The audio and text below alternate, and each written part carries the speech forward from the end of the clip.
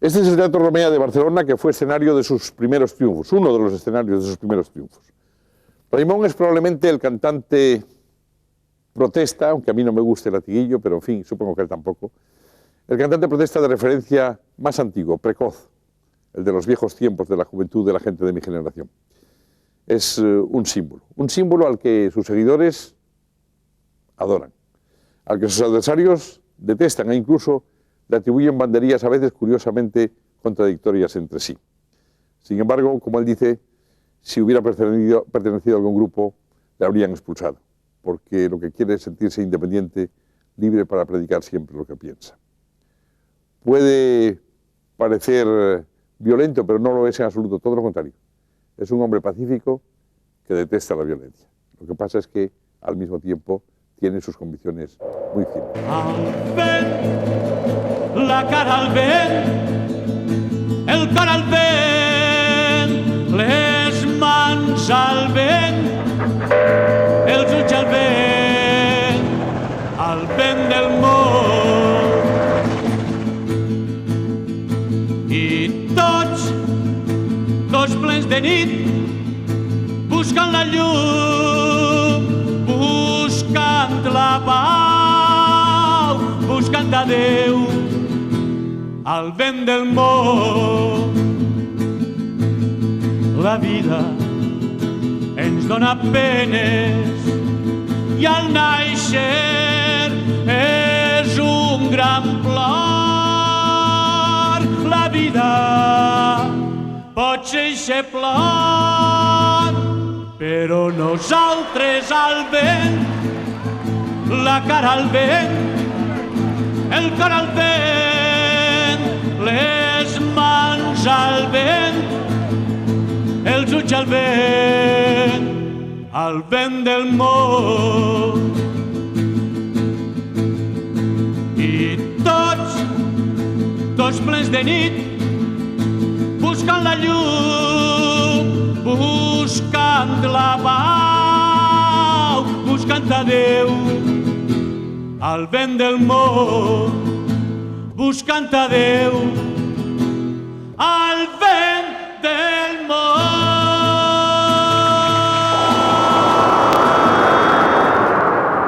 Ramón, buenas noches. Y digo Ramón con toda la intención. Porque durante mucho tiempo eras Ramón y Ramón Pellejero. Sí. Incluso creo que algunos muy cercanos a ti, empezando por tu mujer te siguen llamando Pele. Pele, sí. Eso desde la escuela, de casi antes del bachillerato. ¿Sí? De Pellejero, pues...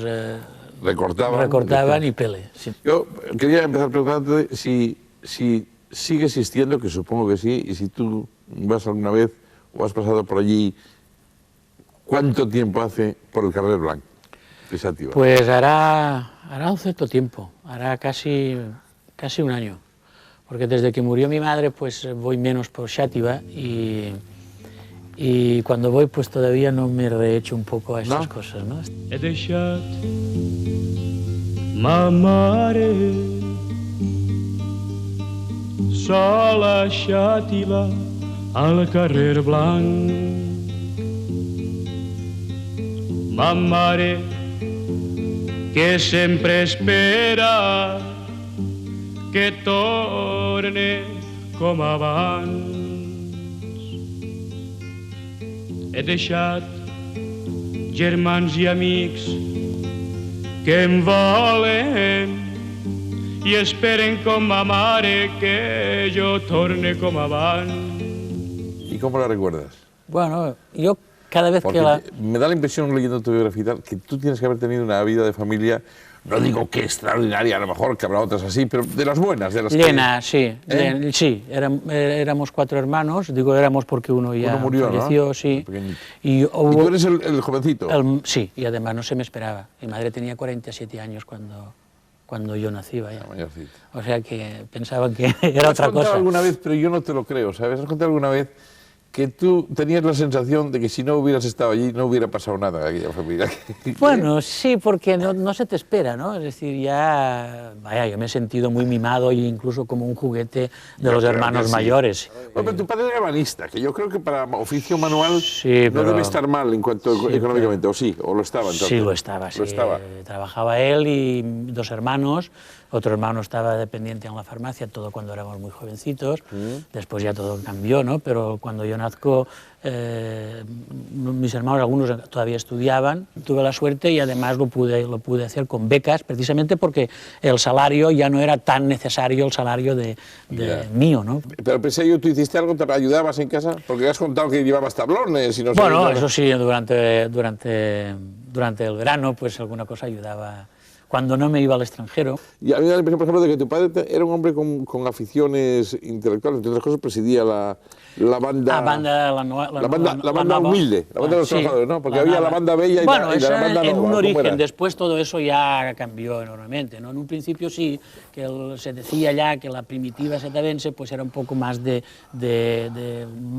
tipo señor y la nova era más de capas populares, pero en realidad todo eso era más o menos igual, es decir, no había grandes diferencias. ¿Cuántas bandas puede haber en esa tierra? Ahora quizá hay menos. ¿Hay menos? Yo creo que sí, un poco también porque la televisión ha roto un poquitín Hay menos bandas, hay menos cuadros artísticos que se llamaban, donde se hacía teatro y se cantaba zarzuela y cosas de estas. Porque Xàtiva, ¿cómo es? Sobre todo, ¿cómo era en esa época? Xàtiva, en la época en que yo vivo allá y estoy estudiando, tendría unos 20 y tantos mil habitantes. Es grande. Sí, bueno, y tenía, aldea, vamos. Tenía prisión, tenía Banco de España, ¿El Castillo? ¿La prisión era la del Castillo? ¿Una prisión aparte? No, prisión judicial, sí. Yo creo que tú has tenido mucha suerte en la vida. Bueno, y supongo que tú también lo piensas. Nunca se sabe. Yo voy a decirte por qué en qué sentido te lo digo.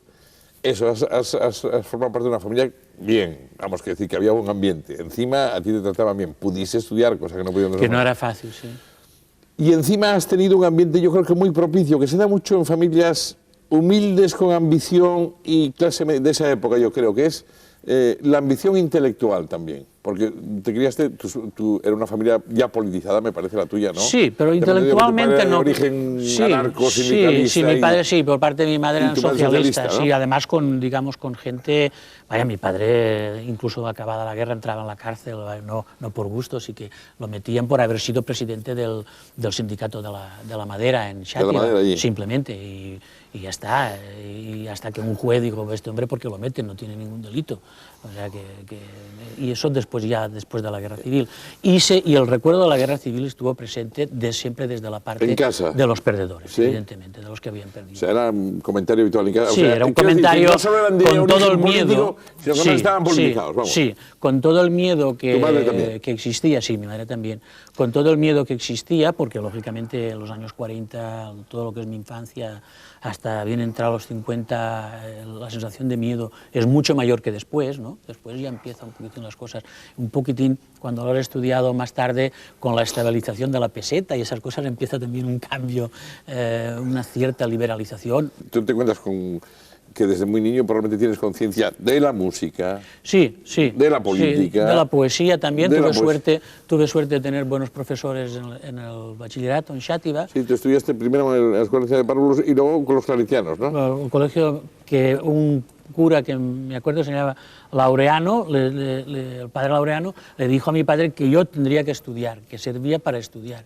Que fue una de las cosas que quizá mi padre hubiera dicho, bueno, pues que se ponga a trabajar. Pues, bueno, pues hasta los 14 años que no puede trabajar, que estudie.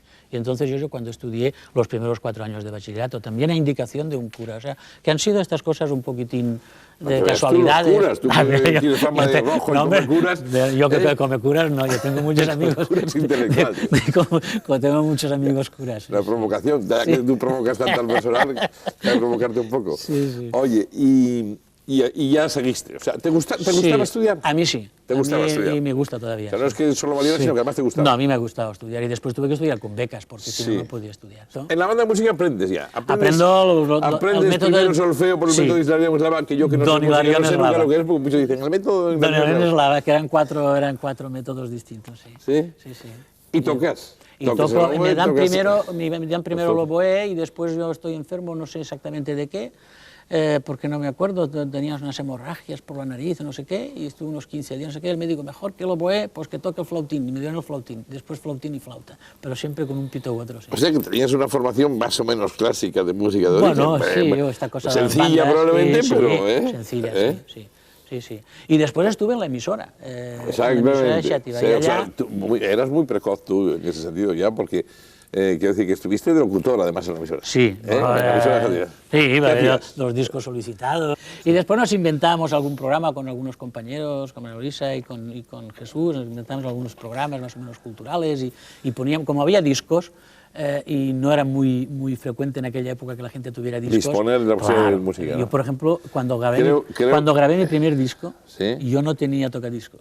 ¿No tenías tocadiscos? Fíjate. Eso ahora es impensable, estas cosas. ¿no? Claro. Los chavales ahora yo no tenía tocadiscos. Yo escuché mi primer disco en casa de Eliseu Climent en Valencia, que llegó el disco allá, me lo enviaron a mí y fuimos a su casa a escucharlo. Oye, y tengo entendido que ya es de esa época cuando ya empiezas a final de Billie Holiday, Ray Charles... Sí, básicamente sí. Jazz. Sí, jazz y el gospel el gospel y la música negra en general, más vocal, evidentemente. Más vocal. Me ha gustado siempre mucho, sí. Desde no me extraña nada, lógicamente. Sí, ¿no? sí. O sea en cambio, aquí en Barcelona la gente estaba más por la canción francesa, que también yo, ya en la universidad en Valencia, ya escuché Brassens. J'ai plaqué mon chêne comme un saligot, mon copain le chêne, mon alter ego. On était du même bois, un peu rustique, un peu brut, dont on fait n'importe quoi, sauf naturellement les flûtes. J'ai maintenant des frênes, des arbres de Judée, tous de bonnes graines, de haute futée. Mais toi tu manques à l'appel, ma vieille branche de campagne, mon seul arbre de Noël, mon mât de cocagne. Yo lo tengo perfectamente presente cuando vimos La Estrada en Xàtiva, que duró 3 días. La película duró 3 días. No gustó demasiado. Arroz amargo. Arroz amargo, pero amargo os gustaba mucho porque había todos los muslos de la manga, ¿no? Sí, que era una cosa con impresionante. las medias aquellas rotas. Una cosa impresionante. Era una imagen que se ha quedado en la adolescencia de no sé cuánta gente. Y Ana, el bayón. Sí, el bayón, sí, todas esas cosas. Porque tú eso sigues haciendo entonces a lo largo de tus estudios, digamos, todo eso del autostop, salir al extranjero y demás. Sí. Mientras estoy estudiando en Valencia lo hago a los 20 años y tal. Sí, estuvimos unos 6 meses en Inglaterra con Torregrossa y antes a la vuelta estuve en Francia otra vez. Sí, siempre ha sido Inglaterra-Francia y después en el 64, pero ya cantaba Italia. Ya había hecho mi primer disco.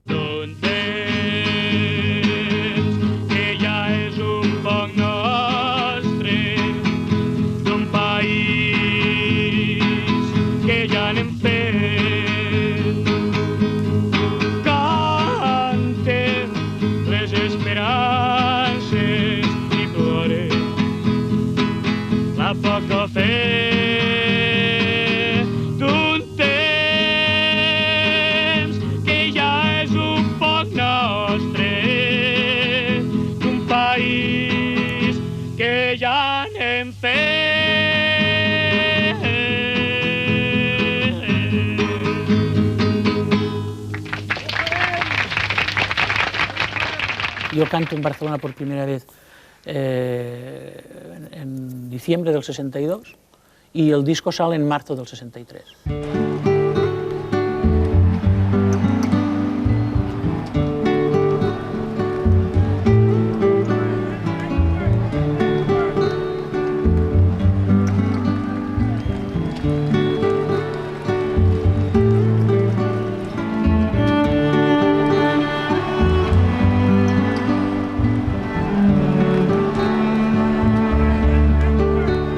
Pero antes ya has estado tú cantando por ahí en diferentes sitios. He estado cantando, pero en Valencia. En Valencia, en la universidad. En la universidad. Canté por primera vez en una taberna que se llamaba Casa Pedro. Raimon componía versos, hacía unos libritos de versos de amor, especialmente muy bonitos.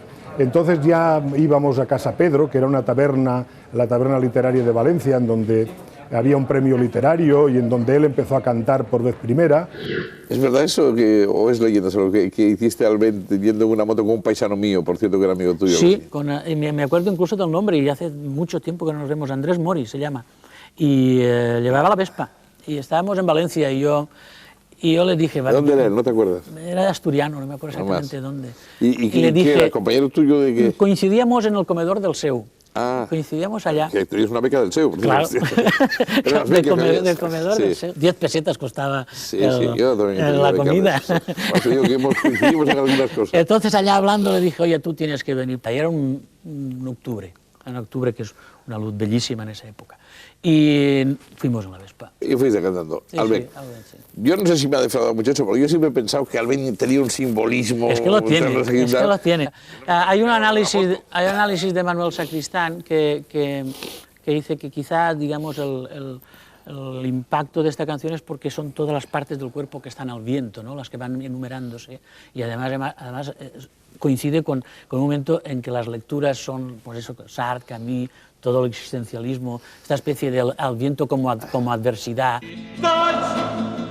Tots plens de nit, buscant la llum, buscant la pau, buscant a Déu, al vent del món.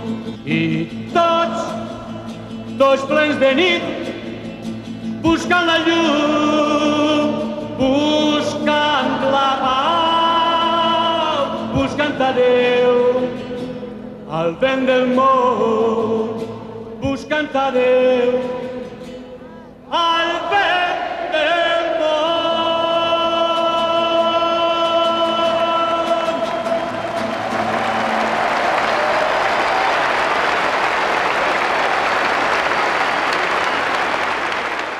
Tiene, pues, unos 40 años tendrá la canción ya, o sea, casi mi edad. Claro, sí, casi. Pero la sigues hablando, y luego la canción tiene fuerza en todos los sentidos. Sí, y además cuando no la canto, estaba una temporada que no la cantaba y la gente se enfadaba mucho, me decía después, venía al camerino, hombre, no tenías que haberla cantado, ya la has cantado mucho, pero es que a nosotros nos gusta mucho. Y, aunque sea un pequeño salto adelante en el tiempo, yo pensaba luego hablar de ello, y bueno, y hablaremos además, de que hay unas canciones simbólicas vuestras de, voy a decir así, vuestra panda, muy entre comillas, ¿no? Porque no es la panda exactamente, pero bueno, que a mí me dicen, pueden ser la estaca de Jack, els companys de Ovidi Montllor, y Digue'm no. Sí. ¿Tú crees que a ti te sabe más la gente por Digue'm no o por Albén? Yo creo que la gente me conoce más por Albén. La gente que me sigue un poco más, quizá ahora me conocen más, pero yo vengo de un silenci. Jo vinc d'un silenci antic i molt llarg, de gent que va alçant-se des del fons del segle, de gent que anomenen classes subalternes. Yo vengo de un silencio antiguo y muy largo. Julián Grimao, hermano, te asesinaron. Julián Grimao, hermano, te asesinaron.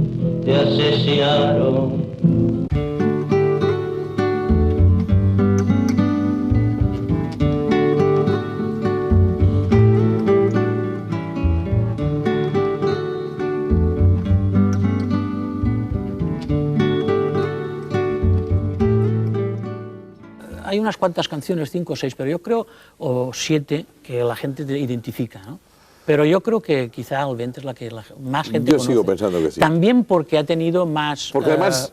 También ha tenido más posibilidades, digamos, de difusión. De difusión. En el sentido de que las prohibiciones llegan más... Sí. O sea que... Esa primera canción no la censura nadie.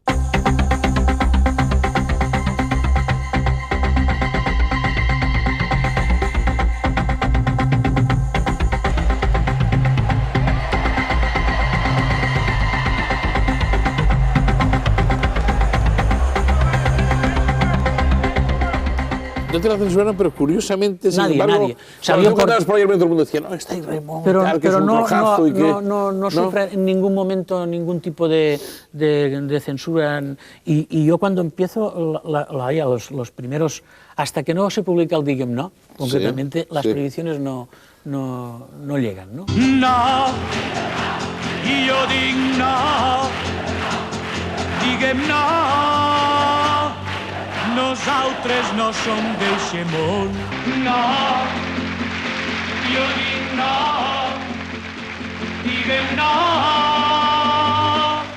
nosaltres no som d'eixe món. A mí me da la impresión de que Joan Fuster sí te ha influido mucho, ¿no? Sí, entre esos varios que tal, Fuster quizá el que más, o de esa época, digo, de esa... enormemente, porque yo me encuentro a alguien que en publica mi lengua... los sí, pero antes yo ya lo conocía y a mí el libro que... Nosaltres valencians un libro de batalla y tal, pero a mí el libro que me interesa más de Fuster cuando yo lo conozco es el Descrédito de la realidad. Oye, y tú, bueno, tú eliges, precisamente estamos hablando de la universidad, tú habías elegido letras, haces letra de historia... Historia, sí. Estuve dudando entre historia y filosofía ¿sí? hasta el último momento. Me lo contaba Isabel Clara Simó hace unos años, que ella se acordaba que yo iba de una cola a otra para matricularme después de hacer los comunes. ¿Tanta la duda? Tanta la duda, porque no lo tenía claro, pero me decidió el profesorado.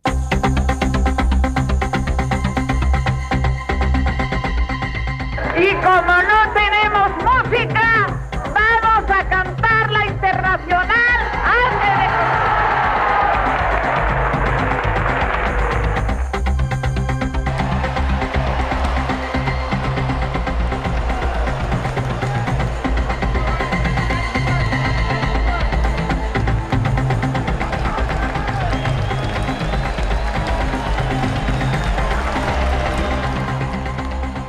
Yo no estuve nunca en ninguna organización política. Eso hablaremos, porque pero tú has estado poco en organizaciones políticas. Sí, no he estado, no.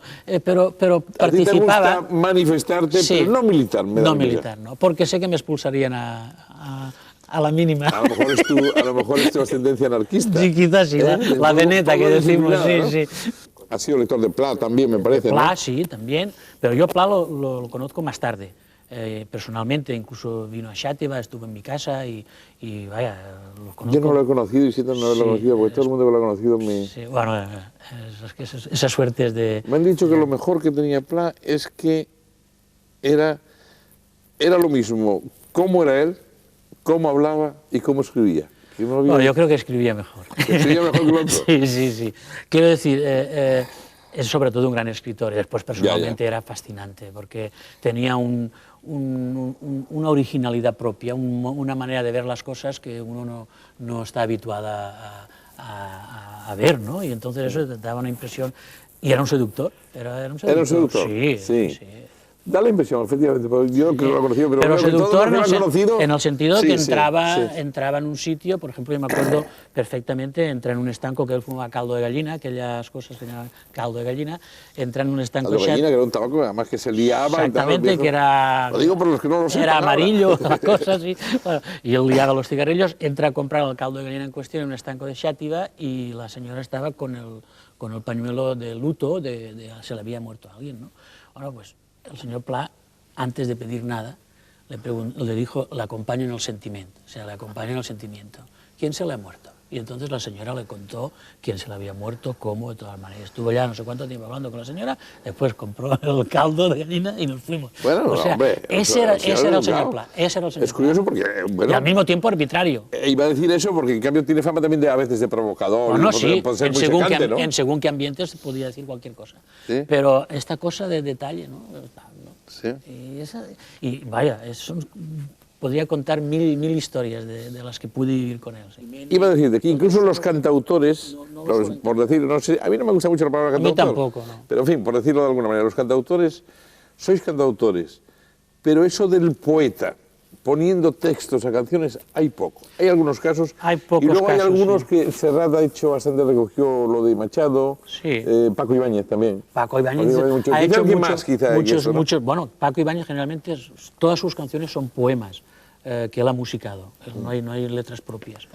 Unidos al agua pura y a los planetas unidos, los tres dieron la hermosura de los troncos retorcidos, andaluces de Jaén.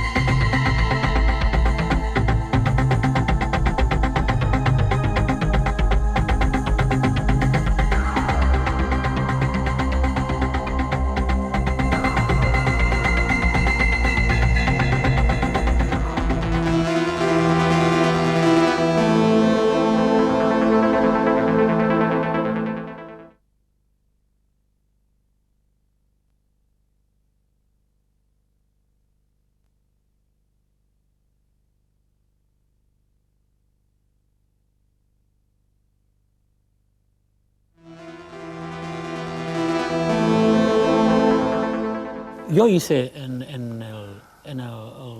les cançons de la Roda del Temps, de Salvador Espriu, sí, es verdad. Y el primer poema que musiqué una de las cosas importantes para ti, supongo que estarás muy contento de ellas. Sí, además con una portada de Joan Miró y un texto de Fuster, o sea que es un disco de aquellos que además por la época en la cual se publica, que todavía aquí no había nada de todo eso.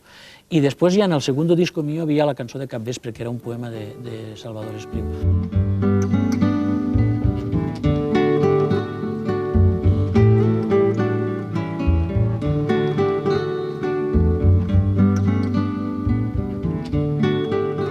Acabas letras, acabas historia. Sí. Hay un momento en que dudas.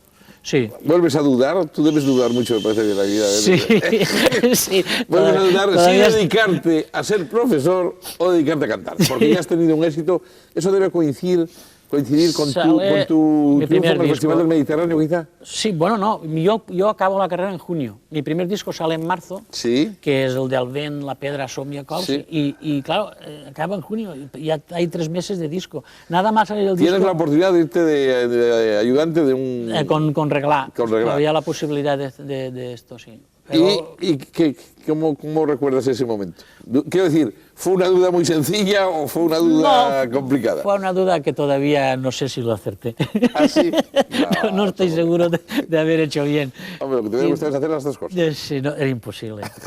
Son dos oficios, el de historiador y el de cantante, es totalmente que absorbentes. Ya estaba funcionando mucho tu nombre ya en ese momento. Sí, es que funcionó desde el principio. Tuve la suerte de que el primer disco, pues en el 63, aquí el ambiente que había, digamos, el paisaje sonoro, para decirlo en términos así, bonito, estaba formado dentro de la música popular, pues por el dúo dinámico, todavía los boleros, todavía Lorenzo González había y todo eso. Yo creo que el famoso jaleo, perdóname, la digresión, el famoso jaleo del la la la es del dúo dinámico, ¿no? El la la es del dinámico, pero eso es del 68.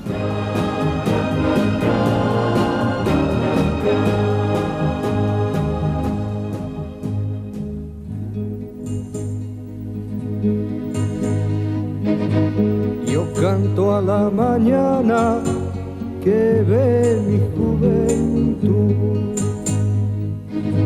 y al sol que día a día nos trae nueva inquietud.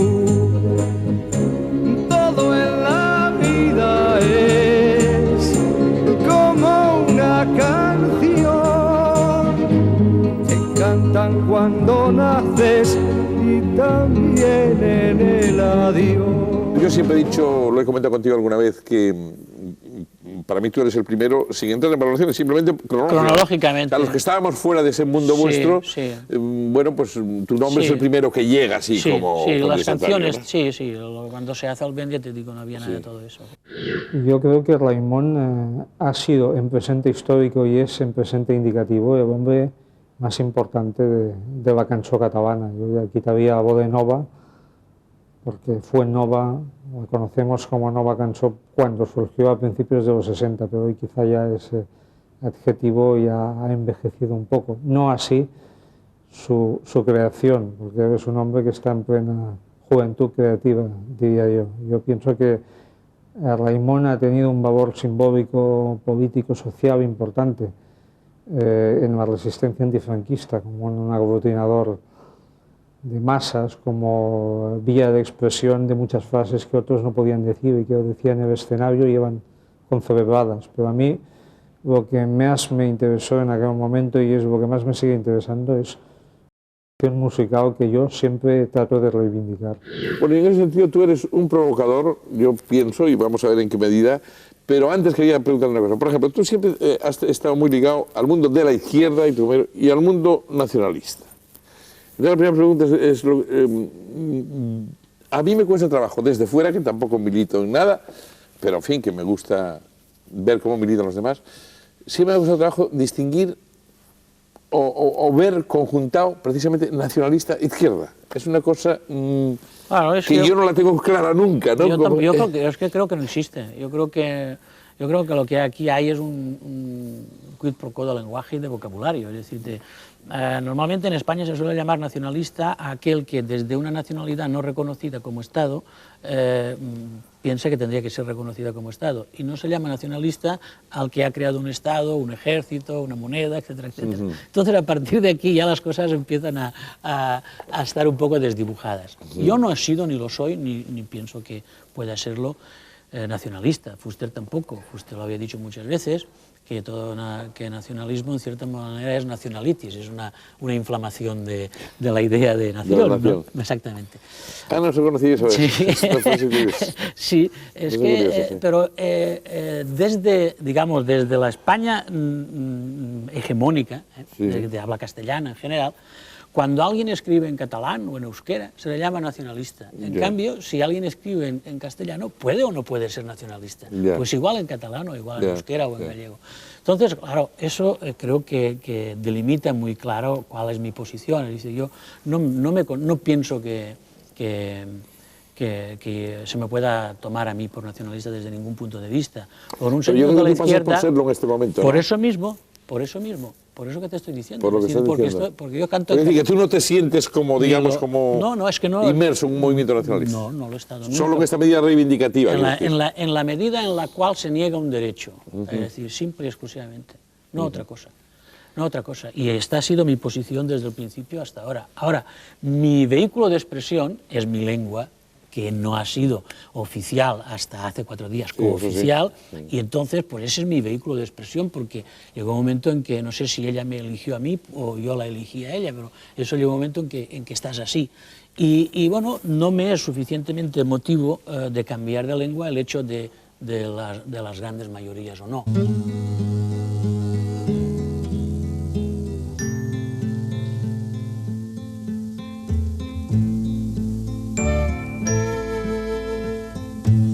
De nit a casa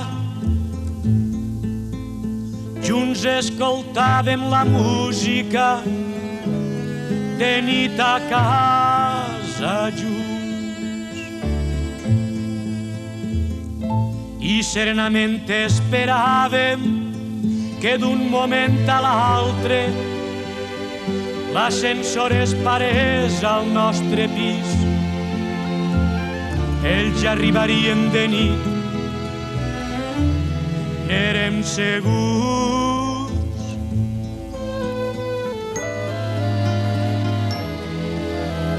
I parlàvem de quines altres coses podríem fer i de què faríem quan arribàssim. De nit a casa junts escoltàvem la música, de nit a casa junts.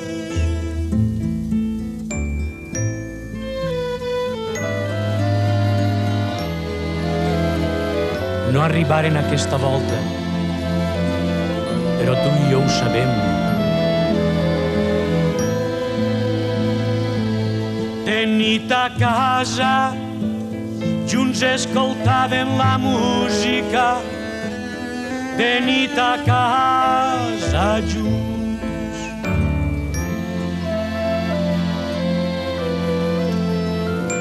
i parlàvem de quines altres coses podríem fer i de què faríem quan arribàssim.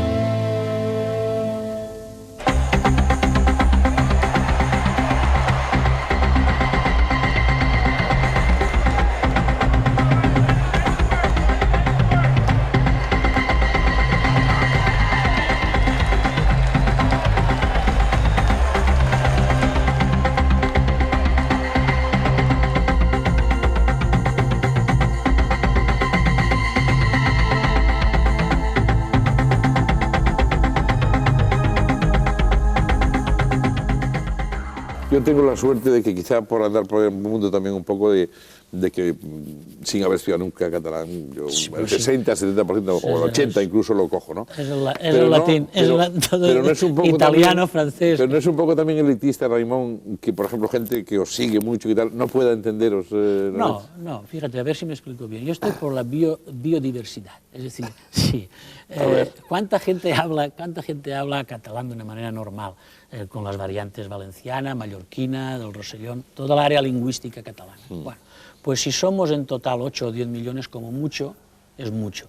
Cada vez que alguien que se puede expresar artísticamente en esa lengua abandona, se va casi un 10% de todo lo que hay en esa lengua, ¿no? Sí. Entonces, aparte del derecho que tiene todo ser humano a ser como quiere, sí, eso por supuesto. Sí, aparte de eso, está también esta sensación que yo creo que tiene toda persona que pertenece a una cultura minoritaria, de saberse exactamente minoritario, pero no minoritario por vocación, sino porque se ha nacido así. Entonces tú o reniegas de esa minoría como tal, o la mantienes. Y esa, si lo englobas en lo que es la humanidad, tú tienes 4 o 5 grandes troncos lingüísticos, que evidentemente el inglés, el español, el chino, el ruso y pocos más. Después ya los demás, a diferentes niveles, empiezan a ser más o menos minoritarios.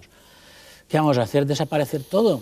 Quiero decir, lingüísticamente hablando. No, digo, vamos a apuntarnos todos a hacerlo en español o en inglés. Deja de provocarte entonces en ese tiempo. Por ejemplo, suponte un holandés, un finlandés. Por ejemplo. Están haciendo sus canciones y sus poemas magníficos. Pero todos después, además, cantan, casi todos esos que estamos diciendo, por ejemplo, en inglés, casi seguro. No, los que ven al mercado, sí. Los que la gente, no. Lo que pasa es que no serán conocidos. Que ese es el, es el hándicap que lleva a cantar en una lengua minoritaria, que no entras en los grandes mercados. Los grandes circuitos, ¿no? Eso es evidente. Y eso uno lo asume o no lo asume. Y yo lo asumí desde el primer momento, porque si no, yo cuando estuve en Estados Unidos, en 1970, y que conocí a Pete Seeger y estuvimos juntos y mantenimos una amistad, tuve contacto con mucha gente y algún manager me dijo, quédate aquí 2 años, cantas en inglés y yo hago de ti una celebridad, celebrity. Y no quisiste. Y yo digo, es que yo no es mi planteamiento. No, pero esa parte yo te la entiendo. No es mi planteamiento. O sea, que tú no quieres ser una celebridad de estilo comercial habitual, no. Lo que sí que hago es, en los discos, pues mira, hay traducciones al castellano, al inglés y al francés. Bueno, me alegro mucho. Eso lo hago desde siempre que... Me alegro mucho porque yo he visto desde el otro lado. Cuando voy fuera, cuando canto en Madrid, presento en castellano. Una de las últimas canciones que he compuesto lleva como título Yo vengo de un silencio.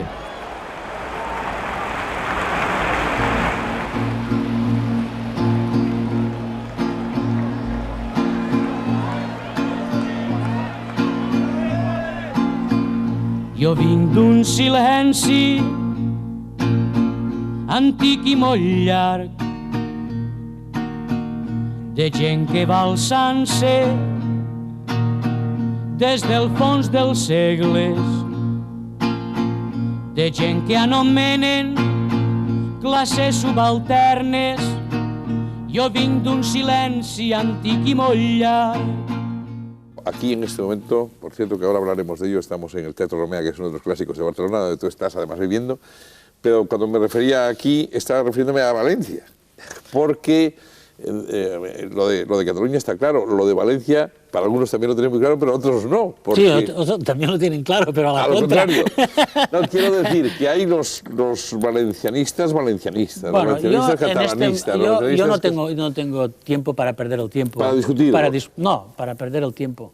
porque no hay discusión posible. Es decir, desde un punto de vista científico por todas las universidades del mundo, aquello de no querer de que la lengua sea la misma lengua es estúpido. Puedes cambiar el nombre que quieras, pero la lengua es la misma. Es decir, lo que se habla en Valencia cuando no se habla castellano y lo que se habla aquí es la misma lengua. Que encara ens agermanen en la lluita contra la por, en la lluita contra la sang, en la lluita contra el dolor. ¿Pero eso te ha creado a ti problemas? A mí lo que me ha creado problemas es mi actitud. No a ti, sino... no, personalmente y como cantante sobre todo, profesionalmente y tanto. Yo, por ejemplo, en la Televisión Autonòmica de València he actuado una sola vez desde que existe. Han passat 20 anys de temps viscut a repel i de rebot. Han passat 20 anys. Marginals i marginats del concert del món, constantment devaluats, harmonitzats, televisats. Con los 64 es que ya estás triunfando tú, es que triunfaste muy pronto, estás mal acostumbrado. Estoy pensando así, porque estuviste en París, en el 64 conoces, me parece, a Miró, ¿no? Sí, en julio, en Francia, ¿no? En Francia, sí. Y me quedé muy sorprendido porque ya conocía a mis canciones y estuvimos hablando en el restaurante Barcelona. Tú has dicho que no sabías muy bien si tratarle como un niño o como... No sabía no sabía, porque además lo había estudiado en la universidad y lo había estudiado en el bachillerato y para mí pues era un pintor, vaya, lo que es un pintor excelente y que me había impresionado mucho, de aquellos que hay una congenialidad inmediata. ¿Conocía tus canciones? Sí. Mira. Y entonces me dijo aquello, tenemos que hacer algo juntos. Digo, yo no sabía qué hacer. Y te hizo una menos que la portada de un disco. Exactamente, digo, cuando hice lo del Espriu, que las canciones agradoltes del Espriu, le escribí, dije, usted me dijo que hacíamos una cosa juntos, pues ahí está eso. Después me hizo otra portada. Raimon. Bueno, analiza... que es italiana. Sí, es italiana. ¿Y la conoce tu amiga Ana Castellano en Inglaterra? Sí, en Inglaterra. Y ella viene, pasa unos días y entonces nos conocemos nosotros en Valencia. Yo estaba haciendo el servicio militar, el segundo, porque el primero lo hice en Ronda, milicias universitarias, pero me suspendieron. Porque te suspendieron precisamente por rojo, sí, ¿no? Hice milicias universitarias, me suspenden y hago la mili normal. Con lo cual te sacaste mili para rato, ¿no? Sí, 19 meses me parece que fueron en total, sí. Como era el que hacía 4 hijos, pude escoger la plaza y entonces escogí al lado de Valencia, que estaba Paterna. Por eso nos conocimos, porque yo estaba en Valencia por esa casualidad. ¿Y fuisteis a buscarla al aeropuerto? Al aeropuerto. A Manís. Sí, y traía el testamento de Yalta de Palmiro Togliatti, que en aquella época era una cosa muy importante para los que nos preocupábamos de estas cosas. Incluso ahora creo que estaría bien leerlo. Sí. Y lo leí. ¿Y lo leíste? Sí, sí. O sea, tu mujer era otra rojaza ya. Sí. Sí. Y es que os llamáis, os atraéis los unos a los otros. A los unos a las otras, que decía que... ¿Y fue rápida la cosa? Sí, bueno, por mi parte sí. Duró 2 años, pero vamos, sí, si fue rápido la atracción. Sí, por mi parte sí. Y ella pienso que también.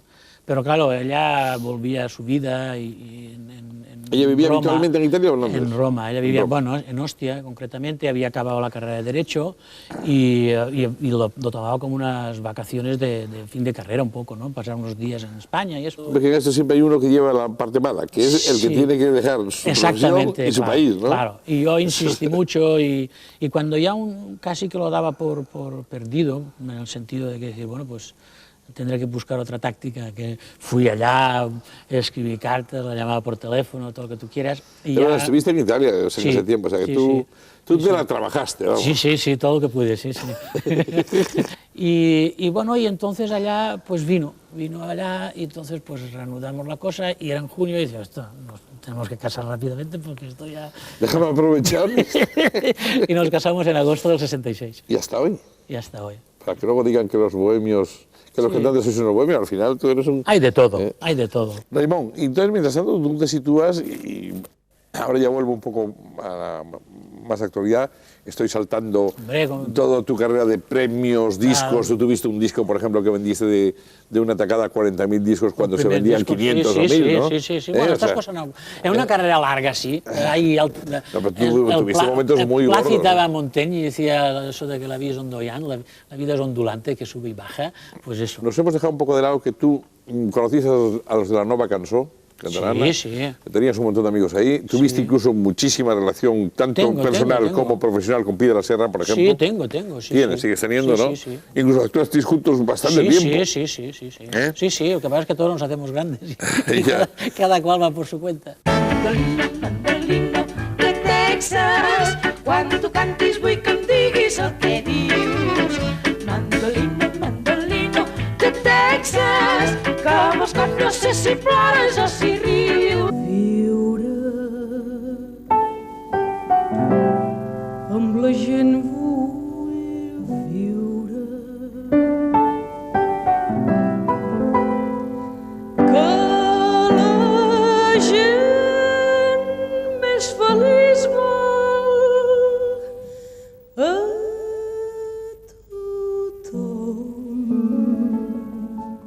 Te presentaron a los de Dixa editó Nueva Canción, etcétera. Sí. Y hubo un momento en que hubo un problema ahí entre unos y otros, y yo creo que fue precisamente con motivo del Lala-Layo, creo, ¿no? No, el problema se planteó, no personalmente, sino se planteó de actitud en el momento en que a gente que había empezado cantando en catalán decide cantar también en castellano, durante la dictadura franquista. No que habían cantado en castellano y cantan en castellano y en catalán, sino que empiezan en catalán, incluso algunos con profesión de que no cantarán jamás en otra lengua y todas esas cosas, cosa que yo no he hecho nunca como profesión, de fe de ningún tipo, porque yo voy haciendo lo que creo que tengo que hacer, pero se escinde ese grupo, digamos, originario de reivindicación no solamente de cosas, sino también de la lengua, ¿no?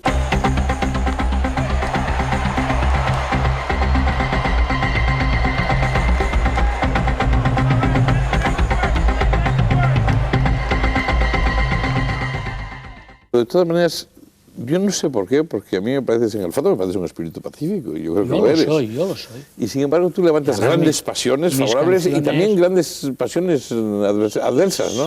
Sí, bueno, mira, yo entro... Yo no sé por qué, la verdad. ¿Tú crees que tenemos un carácter, a lo mejor eso es común a lo mediterráneo, aunque yo sea atlántico más bien, pero esta cosa de... El trabajo que cuesta aceptar la posición de otros, ¿no? O sea, yo creo que quizá lo que... Vaya, después de tiempo uno se fija un poco en sí mismo por qué se va a cabrear aquel cuando estás diciendo unas cosas que son absolutamente normales. Pienso que hay gente que le molesta mi convicción, hay gente que le molesta que cante bien, que preferirían que cantara mal y tuviera estas ideas. Entonces las dos cosas juntas les molestan, y después el criterio propio, es decir, el hecho de que no estás en función de ningún grupo, de que vas por libre. Hem vist la por ser llei era tots. Hem vist la sang que sols passar ser llei del món. ¿Siempre te has sentido espíritu libre? ¿No hay momentos en que te hayas sentido...? No, yo me he sentido usado en algún momento, pero porque yo estaba también, digamos, en esa vía. Por ejemplo, el jaleo que se montó en las ventas, precisamente, cuando bueno, eso, el famoso... estamos hablando ya de una situación que es democrática. Todo el jaleo de las ventas es un tinglado realmente bochornoso. No, lo digo, aunque sí hemos dado un salto grande en el tiempo, pero digo... Bochornoso. Hombre, yo iba a cantar... ¿No te lo esperabas? Hombre, yo esperaba, debido al tipo de cartel que había, yo esperaba quizá una cierta pequeña hostilidad. Lo que pasa es que yo iba en un acto solidario, eso no era una actuación. Y a mí se me silba antes de empezar a cantar. No es por cantar bien ni cantar mal. Después, yo canto el País Basco. Era un acto, y yo lo digo concretamente, en mi contribución contra la muerte. Voy a cantar en la lengua una canción escrita. Me acuerdo perfectamente porque digo, quiero medir las palabras. Una canción escrita en 1967. Quiero contribuir a la lucha contra la muerte con una canción que compuse en 1967, que fue prohibida muchas veces durante la dictadura franquista y que su título es País Basc.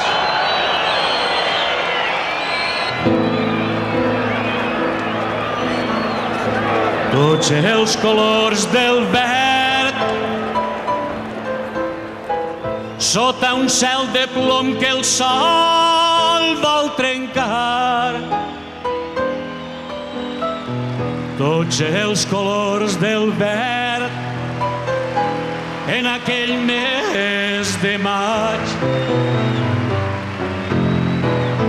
No creguem en les pistoles, per a la vida s'ha fet l'home i no per a l'amor s'ha fet.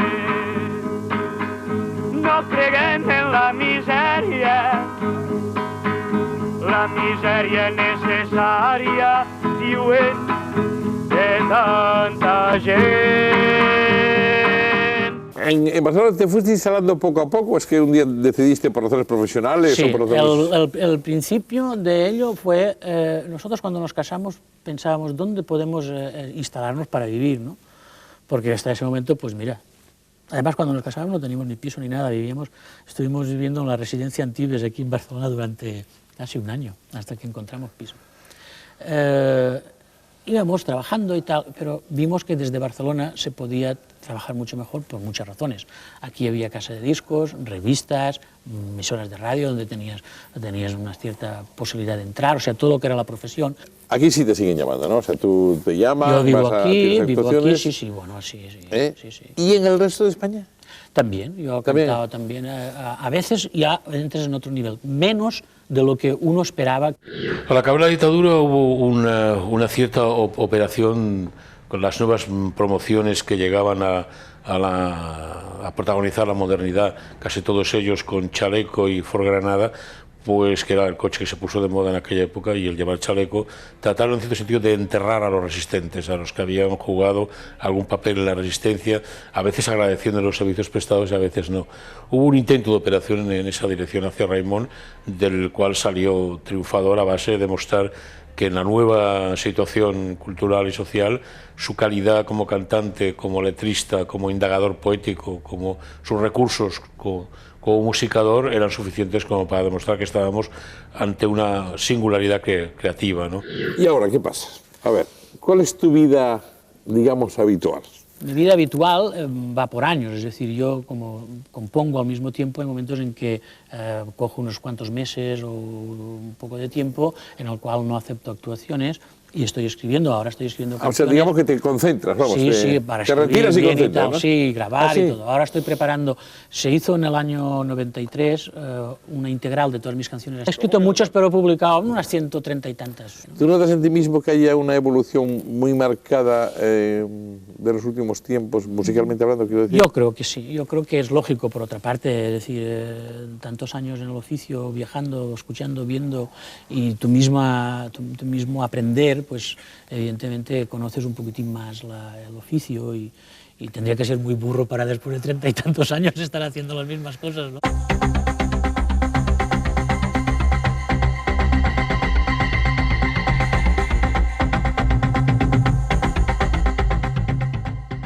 ¿Te acuerdas tú de estos teatros? El Teatro Romea. El Teatro Romea, aquí en los primeros años hacíamos unas matinales los domingos donde cantábamos. Y ya venía la gente. Por eso digo que te había, sobre todo desde el principio todos, te siguieron, sí. ¿No? Raimon, pues hasta la próxima, que sigamos charlando, porque pues sí, siempre está bien. A ver si coincidimos en algún sitio. Mira. Hay que coincidir.